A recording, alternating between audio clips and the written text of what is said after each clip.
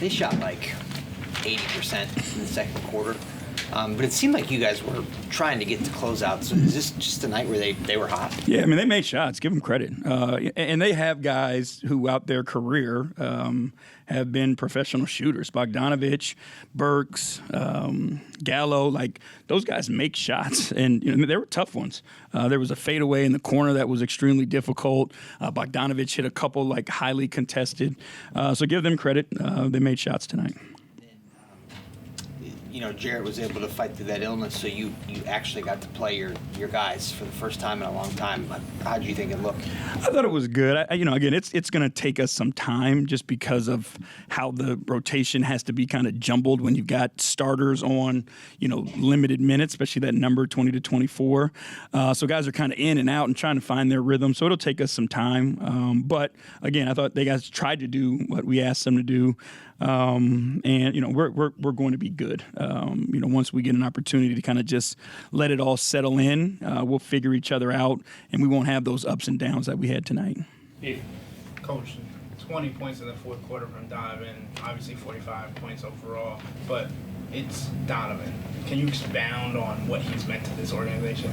Yeah, I mean, you got a guy who's a closer. You got a guy who you feel like when the game is on the line, you have him and they don't.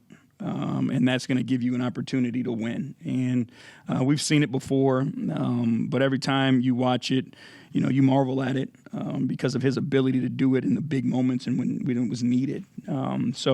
Again, he's a guy who obviously can help finish games for us. I thought that last group, as well, you got to give Jarrett credit. Like, Jarrett was out of it. You know what I mean? Like, he had nothing. I think he had a peanut butter and jelly sandwich all day today. But still figured out a way, because he wanted to go out and help his teammates win, to just dig down and go and get it.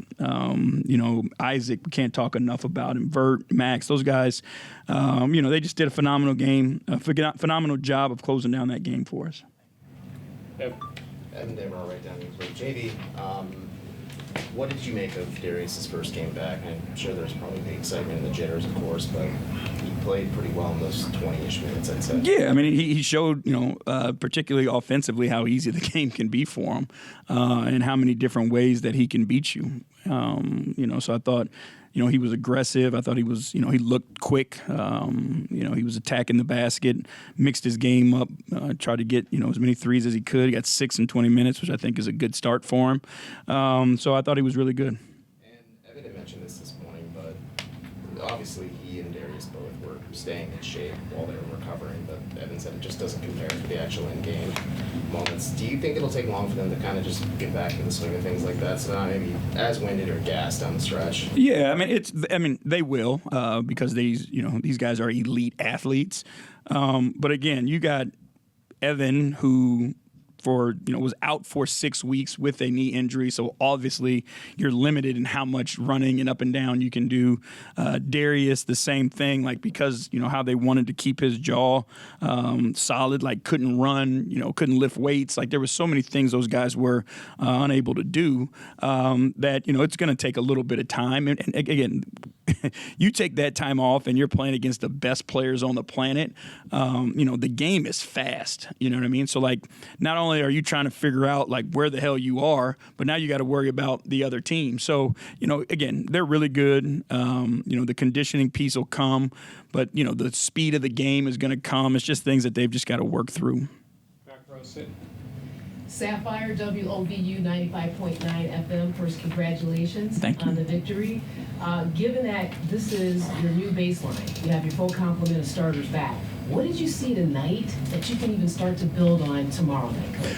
I think it's just, the amount of talent and the amount of skill that's out on the floor. And, again, you can continue to be multidimensional because so many guys on the floor can do so many different things. And whether it's the starting lineup or your second unit, you got places that you can go where you feel like you have an advantage, and defenses are just going to have to make tough decisions. You look at the job that Isaac Okoro did coming off the bench now. now. So your depth is even that much more. Imagine him against, second unit guys and, him taking out those types of players. So, again, we've got depth, and it's going to be, up to all of us to kind of embrace that depth. I've got to figure out and do a, better job of handling the rotations and those things so people can get an opportunity to get comfortable. But again, those things will come, and I'm just, they're good problems to have. I'd rather have that depth than not. Quick follow-up. George Yang's hand, is he okay? From what I understand, yes, he's fine. Yeah, thank Last you. one, Spence. Spencer Davies, Kansas Insider. We've seen Jarrett with the four shooters lineup. We've seen Evan Mobley with the four shooters lineup. But I noticed you put the four shooters lineup there with Darius there at the end of the third. What do you like about just having that quartet of guys out there together, and what kind of versatility does that give you as a coach to be able to put them with pretty much anybody? You've just got so much space. And when you have that space, you're dangerous. But I give our guys credit because they're not just a spacing offensive lineup. Like, those guys are dogged defenders as well. And that's why we feel confident that we can put them out there. If we were just going to put four guys out there that can't guard, you'd obviously struggle. But our guys are two-way players, and they take challenges, and compete on both ends of the floor. But again, you can do so many different things. You can pick and roll, you can drive and kick, you can 5 out, you can screen action, you can play, split game. Like, there's so many things you can do, not only because of their shooting, but they're skilled basketball players, right? All those guys can pass, as well. So it just makes you dangerous.